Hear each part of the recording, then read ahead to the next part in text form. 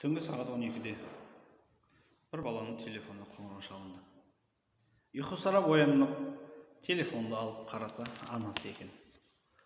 Алло, анашым, алло, балам, қалың қалай? Жақсы ма дейді.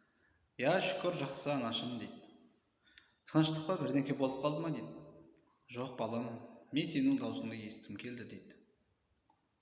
Сонда баласы: түн жарымда даусымды естігіңіз келді ма дейді. Күндіз қоңырау шалсаңыз болмай ма дейді. Балам, мен сені мазалап қойдым ба дейді. Я, мазалап қойдыңыз, мен ұйқымнан ояттыңыз ғой дейді. Сонда анасы: балам, осыдан 25 жыл алдын сен де мені мазалаған едің. Больницаға барып, сені босанған едім. Сенің осы дүниеге келуіңмен, туған күніңмен құттықтаймын деді. Сонда бала көзіне жас алып, рахмет анашым деп, одан басқа сөз айта алмады.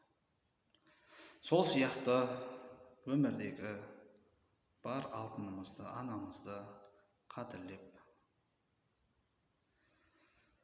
аялап, қадіріне жетейік, құрметті бауырлар.